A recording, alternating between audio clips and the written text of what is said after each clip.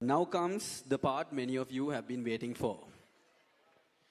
All right, so at the beginning, I said that the young people do have a reputation for asking difficult questions. Well, this is your chance to live up to that reputation. And former president is here for a dialogue, not for a monologue. So ask the questions you've been debating with your friends, arguing over coffee, over a drink. And also, I want to make it a point that this is your opportunity to engage directly with Sri Lanka's most experienced political leader. Let's make it a conversation worthy of the title, Read with RANIL. Right, so let's begin. We are going to come to you. If you do have a question, please do raise your hand up and keep your questions direct and short. But do introduce yourself to us so former president can understand you better when answering your question. So let's start. Can we please do have a raise of hands of those who have questions? Binujay, do you want to go over there? Yeah, sure.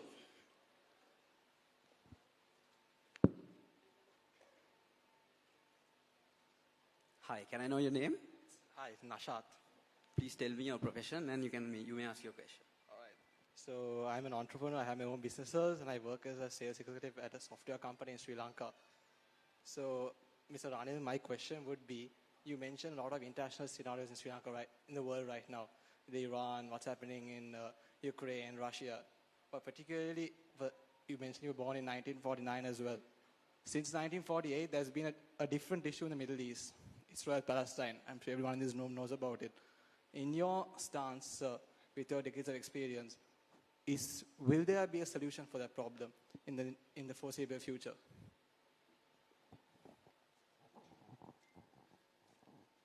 I wish I could give you an answer. I couldn't. I've seen this throughout my lifetime. Two things which most of the nations accept today, that a solution has to be a two-state solution. Israel has to exist, Palestine has to exist. The issue now is not the existence of Israel, but the existence of Palestine. And secondly, what is the role of Israel in the Middle East? The last Iran war was started off by basically the intelligence given by Israel that if you knock out the leadership of Iran, that it will come crumbling down. It hasn't happened. And the whole thing. And now it's gone to a stage where they want to keep Israel out of the whole picture. And America seems to be trying to deal with Iran directly, either through war or by talks. But there has been a strong pro-Israel lobby in Europe and in America, which has gone, some of them went beyond the survival of Israel into backing some of these actions. But now I can see the new UK Prime Minister taking a step back on that. In the Congress, the Republican members brought in an amendment to the budget to stop aid to Israel, but the Democrats, some of them want to support, so these issues are going on. It will take some time, but it can't be played out only in the Middle East. It will get played out here, but the rise of the response of Iran to US has also woken up many other countries that thought that it's going to be easy. And it will still be more complicated, but the new forces are emerging, so you will only know in the next few months how that will work out. Now again, you are at a very tense stage where America is saying we'll bomb you all out, and Iran is in turn bombing all the ships that are going past. So we are at a stage, but I think it's one that will go ahead. Also, we have to look at the outcome of the Israeli elections, whether the left parties will be able to form a government. So a lot of things are going on about what happens in Iran, what happens in US, and what happens in Israel. So, coming to Israel, the presence of Israel in Sri Lanka is becoming fairly dominant right now. I mean, there's multiple articles, people in the south, people in the east complaining where their establishments are being taken over. I mean, from the government's aspect, will anything be done to solve those problems? Where a transaction is lawful, done between two parties, there's very little any government can do. If you are gone and force someone to hand over, and there's a criminal case, the government can step in, but not otherwise. Right. I think we can move on to the next question. Also, here's a reminder to keep asking just one question because there are a lot of young people here and a lot of them want to ask questions. So we do have a question. Can I please know your name? My name is Shamal Abedunga. All right, Shamal. So what do you have to ask from former president? So when you became president in 2022, 22 million people's lives were in your hand. So how did you prepare yourself mentally to take up such a big responsibility and to bring the country back up to the place where we are right now? I didn't prepare myself mentally. I've been in the game, and you know your responsibilities. If your country is in trouble, you have to help it out. So I took over. As long as there are people to support me in parliament. You know, we're in a peculiar situation. UMP had come down to 1. But I came in a situation where others didn't want to take responsibility. And everyone else was asked. So finally, I was not the first choice by any means. I may have been about number 4. But I thought it could be handled. And we have to go ahead, stabilize the economy, and work it out. So that's what I did. You haven't got to make yourself you must be ready for it, and you should be taking it. If you're not ready for it, then you shouldn't be in the game, that's all. Thank you, sir. Thank you for the question. We can move on to the next. Please tell me your name and you may ask your question. Right. I'm Dilshan. So my question is, you mentioned about how the Indian continent and China was powerful at some time. I believe that was mainly during the agricultural revolution. Then came the scientific revolution where different other empires and countries became powerful. Then the industrial revolution, digital revolution, and now I believe that we are in the AI revolution.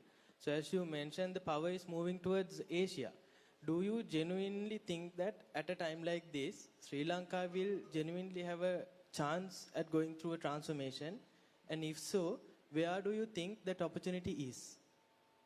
Well, you all have to decide whether you want economic transformation or not. We brought the Economic Transformation Act and a lot of other things, but in the election that were rejected. So you have to see what the present government is going to do. But whether you want economic transformation or not lies with you all. Thank you, sir. Thank you, sir. And we do have another question from this end. Can I please know your name? I'm Ramatha Sirivardhana from Sri Lanka Law College. So my question is, there has been a considerable discussion regarding the extending of the retirement age or the tenure of the judges. And what is your view on this proposal?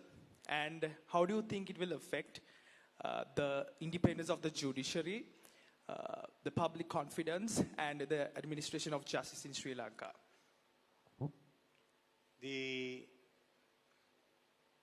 At the moment, there's a big controversy, as you all know. And most of the legal professions have come out against the extension because extension, you serve for 65 years and they don't want any other extension. It's the government that seems to be want to push it. I don't know how much of support there is for it. That's the issue, that from what we can see, even the judges. So how much are you going to risk? And the more government pushes, they may be compromising the neutrality of the judiciary. So it's now up to the government to decide what they want to do. But if they want to go ahead, I think there's going to be more and more opposition to it, both in the political sphere and the non-political sphere. That's what I see. But since you're in Halsdorf, you will be able to tell me better. Thank you, sir. Thanks, sir. I think we have a question from the front row. Thank you. Thank you, sir, for taking this question, actually. My name is Yashani Fernando. I am a very junior level researcher, and I studied sociology. So you very accurately, I think, talked about how we have an aging population. And also you talked about AI, how it's going to be that when it comes to human capital and the labor force, quality is going to matter a lot. Now, my question is, during the economic crisis as well, what I saw from your leadership is not just the fact that we had a great economic plan to get through, but also a lot of diplomacy and political skill was involved. So I think going forward, when we're dealing with how we take in AI and how we educate the population so that we have a better human labor force, what kind of a political direction or what kind of leadership do you think will help us to navigate this problem when we want to face these issues in the future? So basically shrinking population and better quality laborers, actually. Yeah. Economic transformation doesn't depend solely on AI, but AI is going to be an important role. So one is that you must have a holistic view of the economic transformation that we want for the country and the transformation taking place in other parts of the thing. Then where are you going to pitch yourselves? We can't go to the very top like China or America. That's out. So decide which level you are there and how you are going to work at it. And that means, and the role it has to play. Then in some countries, as the population keep growing, they can still manage. But for others, what do we do? Also, we are next to India, which is going to be, it's been in the field of IT more than AI, but they will come into AI also. So that's how it works out. Of course, we have one advantage. What is the mind? Intelligence comes from the mind. No? So what is the mind? Read the first verse of the Dhammapada. Thank you, sir. So I move to this side. Can we please have a raise of hands of those who have questions? Okay. I see a hand here. Can I please know your name? Yeah. So my name is Bimsara Pereira, and I'm working as an immigration officer. So, sir, based on your following up your comment on the Asia powers gaining the power in 2050. So with India being a very powerful neighbor to us, so how would their impact be on Sri Lanka's growth, and also especially the proposed land bridging that would connect Sri Lanka and India? So based on those facts, how would that affect Sri Lanka's growth in the future? When India was a big empire, the impact they had was they sent Reverend Mahinda here. When it broke up into small kingdoms, we were fighting some of them, they were fighting some of us. No, now world is going to be, there's going to be economic integration.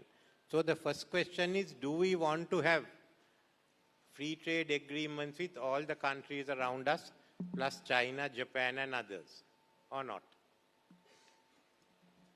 That's the first question. Because all the world is going for regional or bilateral trade agreements. So what is Sri Lanka going to do? We have not yet completed the one with India. We have only done 2, Singapore and Thailand. We have to do Indonesia, China, there are about 4 or 5 more waiting.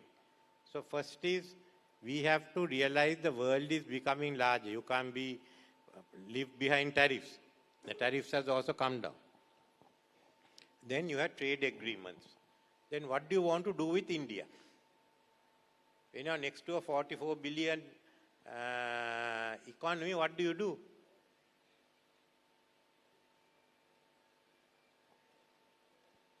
What do you do if you are next to a 44 billion economy?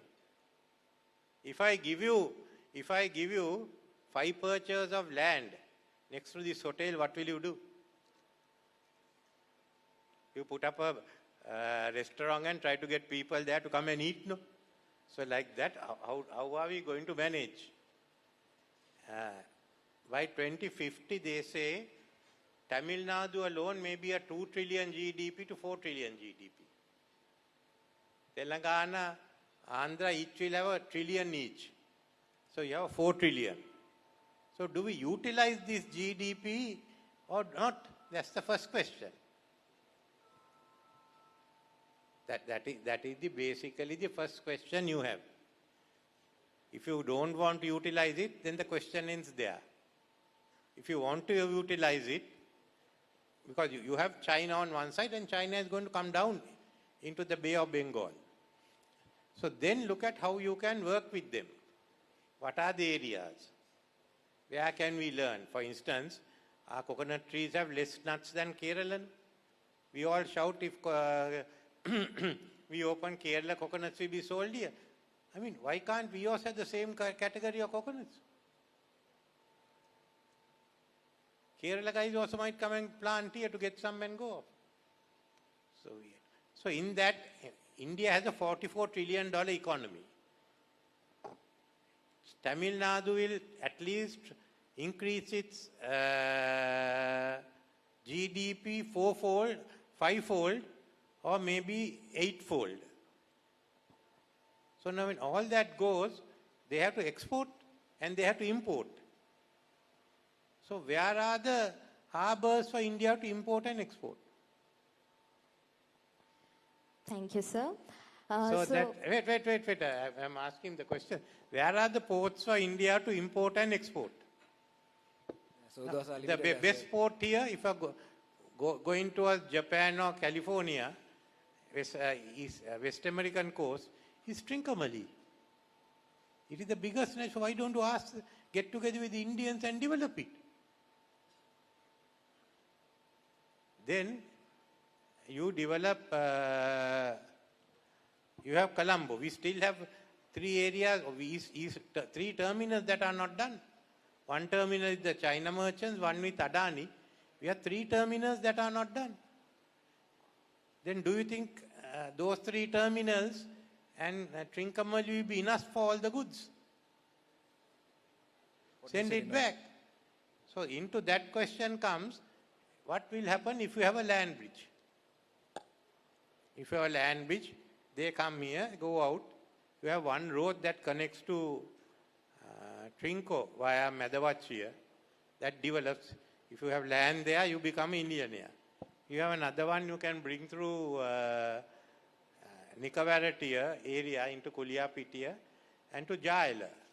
Because then you can build another port in Jaila and Vattala. So those are some of the benefits that come. Our worries, is the Indian culture going to influence us? Then why are you going and watching Hindi films, Bollywood films and doing Bollywood dances? That is not what we are all doing. Oh yeah, we are not doing anything else. That is the culture. So that you must stop. Second is, some people say India is going to invade us. If you ever read the Shah Commission report, no one in India will come to Sri Lanka again, I can tell you that much. But we have to be confident of country. England said the same thing, but they put a tunnel under the English Channel. So what do you all want? But all we have said is do a feasibility study. And at that time, if the feasibility study is positive, you can debate in the country whether it's good or bad. A government can't impose. But work it out in the future. You need something. President Jayawardena gave us the Mahaveli schemes, electrification, Sri Jayawardena, so all of a sudden, in about a decade again, building started. That pushed the economy. You need a good push in your economy for it to give. So look at what it has to be. There are here people with different ideas, but you must debate it, discuss it, it's good. Thank you, sir. Right. Thank you, sir. I think the next time you all go and watch a Hindi film, you are definitely going to remember today and sir's answer. Right. අපි ප්‍රශ්න අහනකොට අපිට සිංහල භාෂාවෙනුත් ප්‍රශ්න අහන්න පුළුවන්. ඉංග්‍රීසි භාෂාව විතරක් නෙමෙයි. ඊළඟ ප්‍රශ්නය මම මේ පැත්තෙන් අහන්න තමයි සූදානම් වෙලා ඉන්නේ. Can I please have a raise of hands again? We have a question right at the back from one of our gentlemen. So, can you phrase the question? Before you phrase the question, can you also introduce yourself to our sir? Sir, I'm Sahan Veeratunga. I'm also coming from Law College. It's very nice to see you, sir. If you don't mind, I will be asking a question in Sinhala. Sir, highlight kara thank you ekadima දැන් ගොඩක් AI වෙනවා ඒම economic code එක වෙනස් වෙනවා ඒ වගේම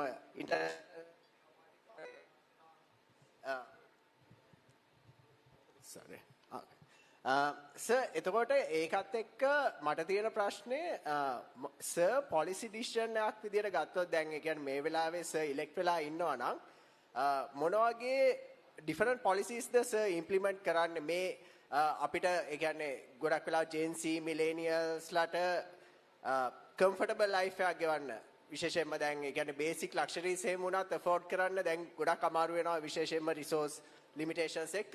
එතකොට sir කොයි වගේ policy decisions ද මේ ඉස්සරහට එන ප්‍රශ්න envision කරලා ගන්න බලාපොරොත්තු වෙන්නේ sir? ඒ කියන්නේ imagining that you were in the power at this very moment. In politics, you should not imagine. I am not in power, so I need not imagine those. මොකද්ද මට කරන්න ඕනේ? අපේ පරම්පරාවේ කාලේ අපි කරන්න තියෙන ඔක්කොම කරා. ඔයගොල්ලේ පරම්පරාවේ කාලේ කට්ටිය ඉන්නවද කරන්න? දැන් අපි ඉන්නකම් උදව් කරලා උපදෙස් දෙන්න පුළුවන්. නායකත්වයේ ගන්න. එහෙම ඉන්නවා නම් ඒ අයට මම උදව් කරන්නම්. ජෙන්සි අදහස් මොනවද කියලා මම නෙමෙයිනේ දන්නේ ජෙන්සිනේ. මගේ අදහස් අපේ අම්මලා තාත්තලා දැනගෙන හිටියේ නෑ. ඒගොල්ලේ අදහස් ඒගොල්ලේ අම්මලා තාත්තලා දැනගෙන හිටියේ නෑ. ඉතින් ඒවා කරන්න මොකක්ද කරන්න කියලා තමයි දැන් බලන්න තියෙන්නේ. ඔක්කොම දැන් ලෝකයේ යන විදිය වෙනස් වෙනවානේ. අපි පොඩි කාලේ අපි මේ නෑ අවුරුදු 25 30 හරි ගිහින් 25 හරි ඔය ගිහින් එලිෆන්ට් හවුස් එකෙන් අයිස්ක්‍රීම් ටිකක් අරගෙන කෑවා. අද මොකක්ද දෙන්නේ බින්චුන්ද මොකද එක එක ඩ්‍රින්ක්ස් තියෙන බබල් ටී තියෙන ටී අයිස්ක්‍රීම් තියෙන මන් දන්නේ නැහැ මම එකක්වත් දරන්නේ නැහැ ඒක තවත් ලෝකයක අපි ඉන්නේ. ඉතින් ඒ මොකද්ද කරන්න කියලා ඔයගොල්ලෝ තීරණය කරන්න අලුත් ලෝකයකට යනවා නම් ඒ ලෝකේ ජීවත් වෙනා තීරණය කරන්න මොකද්ද කියලා. ඒකයි අපිට ජනාධිපතිතුමා කිව්වේ දින්නාම මට ලලිත ගාමිණීලා ඔක්කොම දැන් ඔයගොල්ලෝ කැමති විදිහට මේ හදන්න කියන්න අදහස් ටික දෙන්න. ඒකට තමයි අවස්ථාව දුන්නාම අපි අරගෙන ගියේ. එහෙම නායකත්වයේ ගන්න කැමති අය ඉන්න ඕනේ. එයා නැත්තම් ඒක කරන්න බෑ. Thank you, sir. I think you got a vivid answer for your question. We have a question on the front row again. Please tell me your name and... Hi, my name is Sheham Abusali. I'm passionate about mediation. It's nice to speak to you again after 2 years. My question is, what is the role of politics, or what should be the role of politics in Sri Lanka? Thank you. That is the most difficult question you have asked me. What is politics? Now it's a question of influencing the making of decisions in politics or trying and achieving political power. So main thing is achieving political power. Now do you do it? In other countries when you do it on the basis of a manifesto or policies that the countries follow. If you want a right-wing wave, you will find it's going towards the right. If it's a left wing, it goes towards the left. Then there are other issues that can come. For instance, we had elections on whether we should fight the LTT or what we should do or destroy it. So like that, time to time issues come. Those issues that determine. So if you are doing politics, you must have issues and policies and work around it. The problem now is like in England, they just say they just go and vote for Nigel Farage without knowing what it is. They are against the system, so they work. But you can be against the system. But voting against the system means if you're against the system and vote for another system, you think is better. But here, like here, you should not get used to, these are bad, we'll give another man a try. That doesn't work. If one set of policies are not good, you do the other set of policies. That's the opportunity that is given. In a dictatorship, there are one set of policies that keep going all the time. This gives some more and more ideas to be had for it to be. So we have to go back to having policies, deciding what do you want to have. What are the policies you follow? Actually, in the 60s, 70s, 80s, we were much clearer. Now, we came to open the economy, open it out. There was some move against it. But, okay, we debated it, went to the people. So, politics basically is how to influence the making of policies and the direction of the country. One is through influencing policy making, like chambers, trade unions, go and meet the government. Or, second is actually deciding who wields power. In deciding that, those people must also have concrete policies for the development of the economy, social policies, anything. Without that, you try it out, you are going to be in a soup. Thank you. Thank you so much, sir. Before we move on, due to time constraints, we only can accept very limited number of questions. But we also have a question from one of the gentlemen right at the back. Can you mention your name and also your question as well? Sure. I am Humaizara Ghazi and currently doing MA in Defense Studies at University of Lucknow. My question is, real development come from an inclusive development. Okay, so based on you have like 4 decades of experience in politics. So what is your opinion in making what is your advice for the policymakers and the government to make the inclusive policies in reality? Like most of the policies are formed, but those are not in reality. But what is your advice and opinion how to make the inclusive policies in reality and how the inclusive development can be a sustainable thing? What's my advice to whom? Policymakers. Policymakers? Yeah. No, I mean, we are committed to a multi-ethnic, multi-religious society in where are different social categories, different economic categories. So we have to ensure that same treatment to all. And secondly, we have to ensure that there is adequate income for everyone, basic level from which people go up, and there is no concentration of wealth. How do you do that? And what is it? Now, for instance, whether it's a Sinhala culture, Kandyan or low country, or this the Tamil culture, hill country or this thing, or it's the Muslim culture, either from the eastern province or western side, those are ideas, they are contributions that have enriched our society. So the multiculturalism must be respected. Built on same, we should be multi-religious, whether it's Buddhist or Hindu or Christian or Muslim.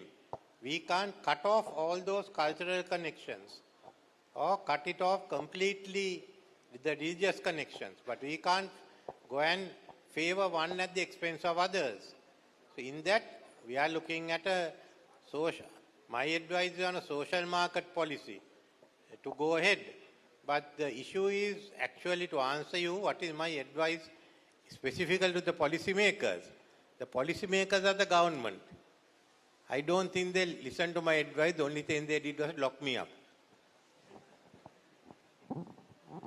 Thank you, sir. Thank you, sir. We have a question from here. Good evening, everyone. I'm Vikum Deshita, environmental data analyst කෙනෙක් විදිහට වැඩ කරන්නේ. Sir මගේ ප්‍රශ්නේ තමයි අපි geopolitics කතා කරනවා. එතකොට අපි අප්ඩේට් වෙන දේවල් ගැන කතා කරනවා. මම data analyst කෙනෙක් විදිහට government එක සහ මේක ගෙනියන අය දකින්නේ ඔය සිස්ටම් එකක් විදියට. එතකොට මෙහෙයුම් පද්ධතියක් විදියට. එතකොට අපි අලුත් අප්ඩේට් වෙන දේවල් ජියෝපොලිටික්ස් මේ 21 වෙනි ශතවර්ෂයේ තියෙන දේවල් ගැන කතා කරනවා. 20 වෙනි ශතවර්ෂයේ තියෙන හાર્ඩ්වෙයාර් සිස්ටම් එකක ඉඳගෙන. නිලධාරීවාදය ඒ දේවල් එක්ක.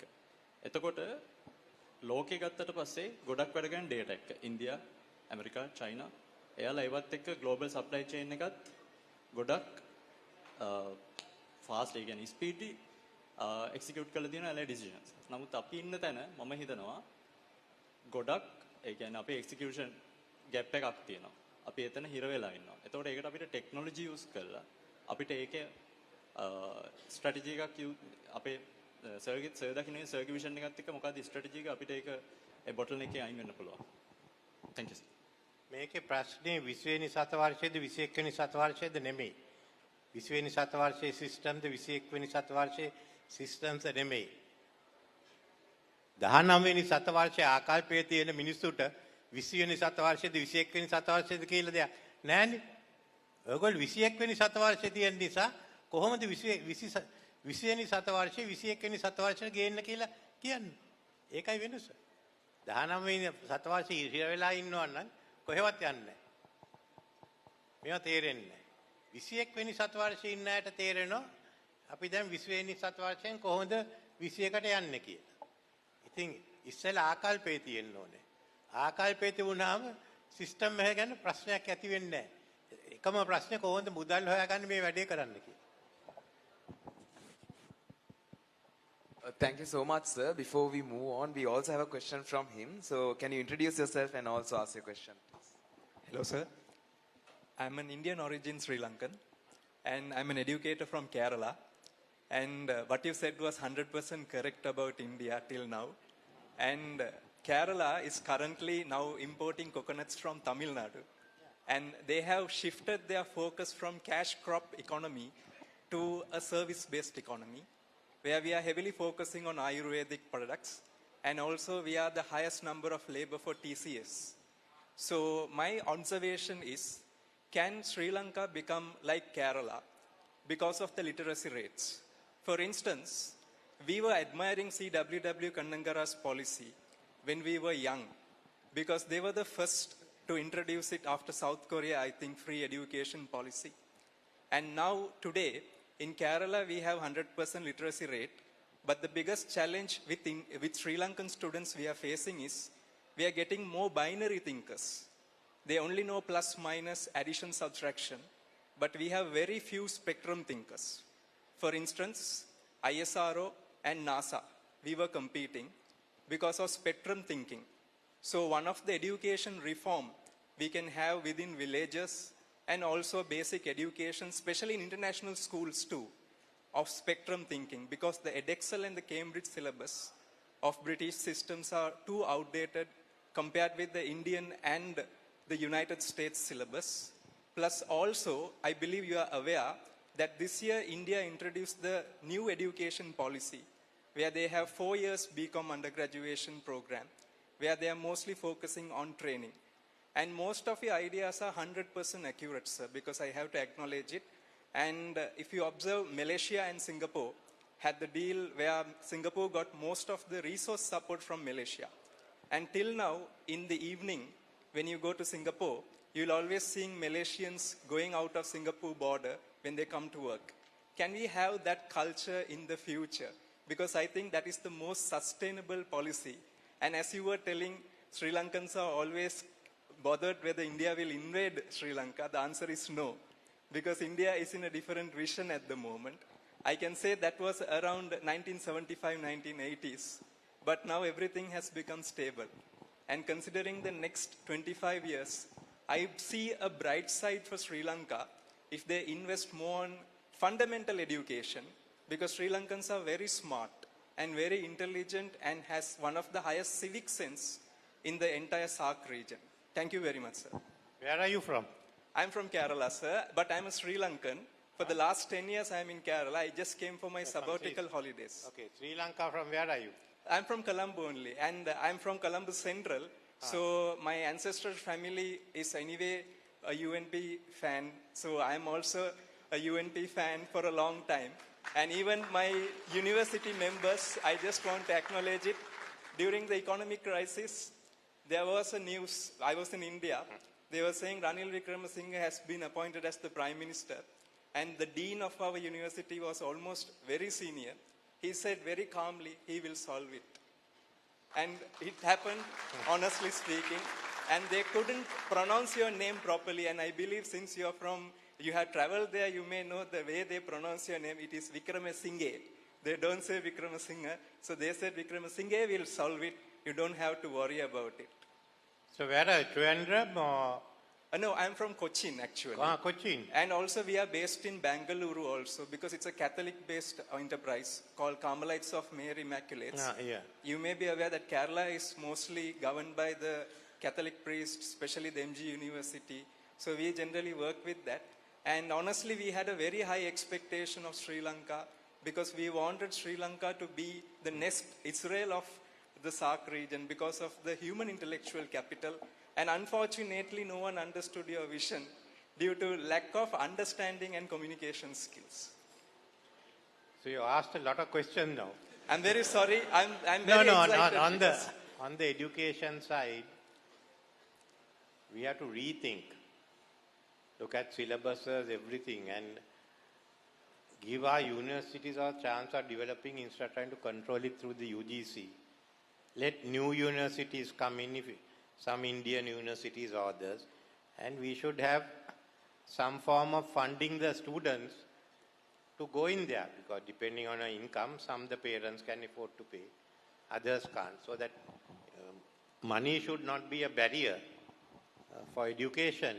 Now, India is developing, and you will have developed far more on the engineering, other sides of AI. Sri Lanka also can come into that phase and keep developing more and more people. But once you develop them, you have to give them the income that they want. Able to buy a house, you might be able to buy a car.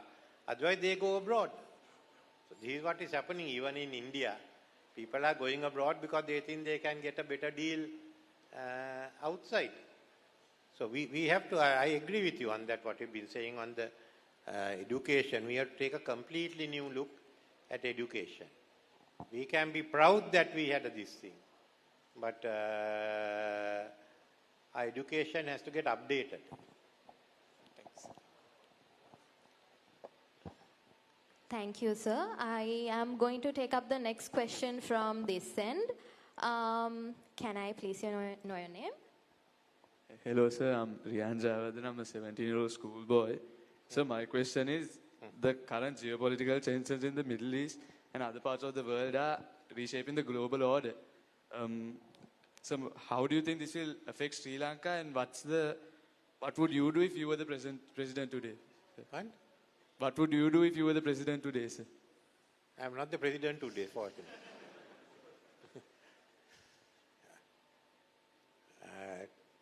What you are seeing is a completely, even the whole Middle East situation has changed. And Middle East have become a center between US versus Iran. And it is testing America's power like the Vietnam War tested America's power again. So it's a very uncertain one. Iran is going to take a beating, but if they think they can take the beating, then they can, because what they have to do is a job of sinking ships that go past their shore. America has to knock out Iran. In the process, Iran is hitting others. So Iran feel that they say we close up the whole area. Then what will the Middle East countries do? UAE has threatened, they have hit, UAE has threatened to hit back. But also there is a Shia minority, sizable one in Saudi Arabia and in Bahrain. Iraq is mainly Shia. In fact, the body of the late president was taken to Iraq and brought back. You don't do that it's showing their authority. So it's a big thing, but slowly America is getting again cornered, like at the Vietnam War. where no one that's really going to come to help them with Iran. So can the American forces alone destroy? If they go to destroy Iran, immediately their arsenal comes down low, so they won't have enough missiles and all against anyone else. So that's one part. Then the rest of the world is we are going through a very important phase. And how this turns out will have a bearing on the rest of what I have said. Thank you, sir. Thank you, sir. We have a question from here. So my name is Sunara Lanarol. So my question is, in your speech you mentioned about two global issues about this climate change and AI and automation. So my question is, as Sri Lankans, what are the immediate actions that we should take to face those climate change and AI and automation challenges? And if we actually include those suggestions in a Sri Lankan context, what is your predicted GDP by 2050? Firstly, you have to decide what you want to do for AI and climate change. So those policies have not yet been announced. That is the issue we have. Then for us, GDP is today at about 108, I think, billion US dollar. It's a question of how fast you want to grow.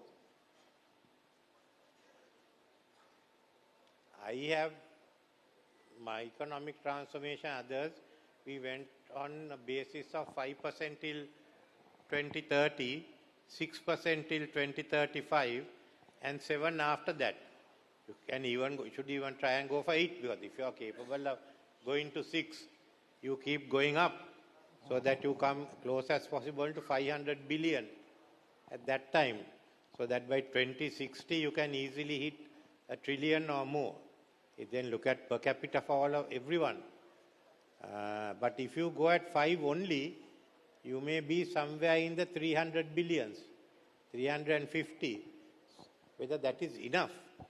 And we at 5% growth, remember what is dragging us down is we have to make repayments. So if we don't grow fast enough, we are going to take more debt. So it will take you down to another crisis. But if you increase your exports, for that you have to get enough of foreign investment. Then you get non-debt creating foreign investment inflows, and you get it, then you go much faster. So this is the choice that you all have to make. Thank you. That is the question you have to ask the government, not me. Thank you so much, sir, for that answer. But before we move on, due to time constraints, we are only limited to 2 more questions. And one of the questions is from right back at our reception hall. Can you introduce yourself and also ask the question? Mr. Vikramasinghe, my name is Asela Fonseca. I've been into the corporate sector for some time. One of the issues that we have in the corporate sector is the lack of proper leaders. And when you look at the UNP as a party, I think the lack of leadership is clearly visible in terms of what has happened across the last 20 odd years. I would like to ask broadly, what are the strategies that as a party that you all have put in place to attract caliber that is needed to redefine the political landscape of Sri Lanka through the UNP party? 2 answers to that. Firstly, when others failed in their leadership, the UNP came forward. That's the test of leadership. We may be 1, we may be 2, we may be 3, but we are used to leading. And all of us lead from the front. Now we want a new generation of leaders. So that depends on how you all respond. You all come forward, we'll train you. How did I come here? I have about 40 years or 50 years in politics. 77 I got into parliament. Yeah, next year I'll be 50 years in coming into politics. 72 I started. So the question of a new leadership does come. What you say is there. But So it is now the time for what someone here called the Gen Zs or newer people who are in their 30s, 40s, 50s to come forward and exercise. We have opened it out and we are talking to people, but we have to, lot of our parties are 40 plus parties. Any party I look at is 40 plus. There's about 6.8 million below 40 and over 18. So we have to get our leaders to come from that. Even on the 40 to 50, there are only few. So the whole system requires that infusion. The UMP is looking at that. Secondly, how do parties function? Old days we had branches in every village. It's not possible today to run branches like that. People won't come. Those days when I did 77 elections, there was no electricity anywhere. Even 2/3 of my electorate, though it was Biagama, no electricity. So in the evening, the only entertainment was when we went and held meetings. That was the main entertainment there. Today is different, no? You have your hand phone. So in that system, online politics becomes more important. How you communicate, it's a new paradigm shift that is taking place. So the leaders must then come from that. The second part of your question, I can't answer. It has to be answered by the people here. Thank you, sir. Sir, අවසාන ප්‍රශ්නේ අපි අහනවා. ගොඩක් කාලයක් ඉඳන් සර්ගෙන් මේ ප්‍රශ්නේ අහන්න බලාගෙන හිටියා මම ටිරෝන්. ඒ වගේම මේ අවස්ථාව මේ ප්‍රශ්නේ අහන්න මේ අවස්ථාව නිර්මාණය කර දුන්නට විශේෂයෙන් හරෙන් අයියටයි පසිදු මල්ලිටයි තැන්ක්ස් කරන්න ඕනේ. මේ platform එක හදනකන් ඇත්තට මේ ප්‍රශ්නේ අහන්න අවස්ථාවකුත් තිබුණේ නැහැ. ඒකෝට මේ ප්‍රශ්නේ තමයි සර් එක මාධ්‍ය වැඩසටහනකදී සර්ගෙන් අහනවා දේශපාලනය සම්බන්ධයෙන් සර්ගේ පොත ඒ කියන්නේ ඒක දේශපාලනයට පාවිච්චි කරන ග්‍රන්ථය මොකක්ද කියලා. එතකොට මේ ලෝකයේ හුඟක් අය දේශපාලනයට පාවිච්චි කරන පොතක් ඇහුවොත් එහෙම උත්තර හම්බ වෙන්නේ එක්කෝ 48 laws එතකොට princess the war of the ඒ වගේ ලෝකේ තියෙනවානේ දේශපාලන සම්බන්ධ විශේෂ පොත්. නමුත් සර්ගේ උත්තරේ උනේ දා කෞටිල්‍ය චාණක්‍යගේ අර්ථශාස්ත්‍රය. අද දැන් මෙතන ඉන්දියාව සම්බන්ධයෙන් ගොඩාක් කතා කෙරුණා. එතකොට මගේ කියවීමේදී මම එදා දැක්කේ අර්ථශාස්ත්‍රය සම්බන්ධයෙන් අර්ථශාස්ත්‍රයේදී අර පොත්වලට වඩා වෙනස තමයි අර්ථශාස්ත්‍රයේ තියෙන්නේ බලය ලබා ගැනීමටම නෙමෙයි. බලය ලබාගෙන මේ කෞටිල්‍ය චාණක්‍ය එකපාරක් කියනවා වතුරේ ඉන්න මාළු වතුර බොනවද නැද්ද කියලා හොයාගන්න බෑ වගේ මේ බලය තියෙනකොට බලය තියෙන අය දූෂණය කරනවද නැද්ද කියන එක හොයාගන්න බෑ. නීති රීති ගේන්න ඕනේ කියන කතාව. වතුරේ ඉන්න මාළුවාට වතුර බොනවද කියලා අපිට කියන්න බෑනේ. ඒතකොට මේ අර්ථ ශාස්ත්‍රය ඇතුලේ හුඟක් වෙලාවට තියෙන නීති ඒ කියන්නේ රාජ්‍ය පාලනය කරන අයව දූෂණයෙන් තොර කරවීම. ඒතකොට ඒ රීඩින් එක මට තිබුණා. සර් කියන්නේ මේ මූලිකව දූෂණය සම්පූර්ණ නැතිකරන්න ඕනේ අදහස සර්ගේ තියෙනවා. එතකොට අපි දැකලා තියෙනවා සර් ගෙනල්ලා තියෙන නීති රීති දූෂණ විමර්ශන පනත්, එතකොට ස්වාධීන කමිෂන් මේ ඔක්කොම ඇවිල්ලා සර් ගෙනල්ලා තියෙන්නේ අපි දන්නවා දූෂණය නැතිකරන්න රාජනීතිය. එතකොට තොරතුරු දැනගැනීමේ පනත්. ඒ එකම ඊට පස්සේ කාරණාවේදී මට තව ප්‍රශ්නයක් තියෙනවා. ඒක නෙමෙයි. ඒක මම රීඩ් කරලා තියෙන්නේ. නමුත් මෙන්න මේක තමයි ඇත්තම ප්‍රශ්නේ සර්ගෙන් අහන. මේ දැන් මේ platform එක ආවහම අහන්න තියෙන එක කෞටිල්‍ය චාණක්‍ය මේ පොත නිර්මාණය කරන්නේ දූෂණයට විරුද්ධ වගේම සැබෑ සහජ හැකියාව තියෙන ගොපළු කොළුවෙක්ව රාජ්‍ය අඛණ්ඩ රාජ්‍යයක් නිර්මාණය කරන්න තමයි කෞටිල්‍ය චාණක්‍ය කවුද මෞර්ය වංශික චන්ද්‍රගුප්තව ගෙනාවේ. එයා එතකොට සැබෑ ඒ කියන්නේ අර සහජ හැකියාව එයාට තිබුණේ. එයාව තමයි රාජ්‍යත්වයට ගෙනාවේ. එතකොට අඛණ්ඩ ಭಾರತය නිර්මාණය කරන්නත් ඒක ප්‍රයෝගී වුණා. එතකොට සර් මේ කරන්න හදන්නේ මේ platform එක ඇතුලේ ඒ සහජ හැකියාවන් තියෙන කණ්ඩායම එකතු කරලා මේ රට ඉදිරියේදී අර එදා අඛණ්ඩ ಭಾರතය වෙන්න පුළුවන්. නමුත් ලංකාවේදී සර්ගේ තේරවාදී ආර්ථිකය සහ ඩිජිටල් ආර්ථිකය කියන කාරණාව ඉදිරියට ගෙනියන්නද කියන එක තමයි වෙලාවත් අපි ඉවරනවා. එන්නේ මේ ප්‍රශ්නේ සහ සර් තවදුරටත් කෞටිල්‍යද චන්ද්‍රගුප්තද නැත්නම් දෙකමද මේ ඉන්න කණ්ඩායම හරහා ඒ නිර්මාණය කරන්නද කියන එක තමයි සර්ගෙන් අහන ප්‍රශ්න. කෞටිල්‍යයක් නෙමෙයි, චන්ද්‍රගුප්තත් නෙමෙයි, මම රනිල් වික්‍රමසිංහ.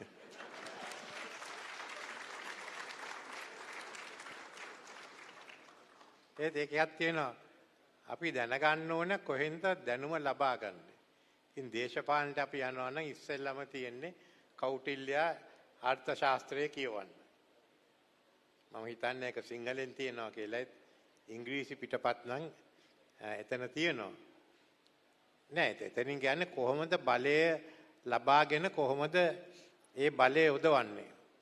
එතන හොඳට යොදවන අවස්ථාවත් නරකට යොදවන අදහසුත් උදාහරණත් දීලා තියෙනවා. චන්ද්‍රගුප්ත කියන්නත් විශේෂ චරිතයක්. චන්ද්‍රගුප්ත මහා ඇලෙක්සැන්ඩර් රජුගේ මුණ ගැහුණු පුද්ගලෙක්. එයා කියන්නේ මහා ඇලෙක්සැන්ඩර් රජු එක්ක පෝලස්ට විරුද්ධව රජතුමාට සටන් කරා කියලා. ඉතින් කොහොම හරි ඒ දැනුම ඇවිල්ලා තියෙනවා. මැකියාවේලි කියන්නේ කොහොමද බලය අරගන්නේ? බලය තියාගන්නේ. ඊට වඩා නෑ එතන. බලය ලබා ගන්නයි බලය තහවුරු කරන්නේ ප්‍රින්ස්. මෙයා ඊට වඩා තියෙනවා. ඉතින් මෙතන අපි බැලුවේ දැන් මේ ඔක්කොම ඉගෙන ගන්න ඕන නම් කට්ටියක් ඉදිරියට එන්න ඕනේ. ආවයන් පස්සේ උගන්වන්න මොනවද උගන්වන්න තියෙන්නේ කියලා. දේශපාලනිකයන්ට අමාරු ගමනක්. සමහරු වැටෙනවා, සමහරු අයින් වෙනවා. 77 අපි ජයාජයවර්ධන පිටිපස්ස ගියද්දි මගේ මිත්‍ර බොහෝ දෙනෙක් හිටපු අය දේශපාලනයෙන් අයින් වෙලා ව්‍යාපාර වලට නීතියට එම ගියා. ඒගොල්ලෝ ඒ තැන්වල දියුණු වෙලා ආවා. අපි කට්ටියක් මෙහෙම කෙලින් ගියා. ඒක කරගෙන යන්න. ඉතින් මෙතෙන්ට ආවේ ඉතින් ඒ පරමාර්ථය ඇතුව තමයි. කැමති අය කවුද ඉන්නේ? වගකීම් බාර දෙන්නම්. බහැලා දැන් බලමු කරන්න ලෑස්තිද කියලා. මොකද කැපවීම නැත්තම් අර්ථශාස්ත්‍රය මැකියවල කවුරුත් කියලා වැඩක් නැහැ නේ. ඒක නිකම් බලන එක. Thank you, sir. I hope we have enough time to squeeze in one more question. I urge you to keep it very short. Greetings, Mr. Vikramasinghe. I'm the Prime Minister of the SDG Children Parliament. So what during this session, what the thing that got most amazed me thing was that you have extraordinary mind. It's unlike the few that I came. It's unlike the minds that I came upon the few politicians that I've met in my life. So I have under my parliament there are like 85 students which operates under Sri Lanka United Nations Friendship Organization, and what we do is we achieve the UN SDG agenda implemented by UN headquarters in 2015. So what I wanted to ask you is, I've been reading few books. The thing that got interest to me in this program is a title, Read with Ranil. So I've been reading some books. It's a collection of books. It calls Great Books of the Western World. So it's just in that there's 60 books. One of my favorite was Machiavelli by Prince by Machiavelli. Likewise, what I want to ask you is that, so is there any particular books or book collection that you that would teach me to get an idea of your extraordinary mind? I want that basis, that extraordinary foundation of your mind, just so I can teach it to my other 85 students. Tell our book as such. In our lifetime, we keep reading and we keep updating ourselves with what is happening. And then you see how we apply. But situations also change. I can't say what happened, what I studied and what we should have done in 1977 is what we have to do today. So it's a question of reading, following events and deciding how to pass it down. I'm just being bold. I don't think I'm just being bold. And in your beginning of your session, you said that you would, if there is a young leader, that you would help him. So if there are young leaders, we'll help them. That's what I'm asking. Okay. Thank you.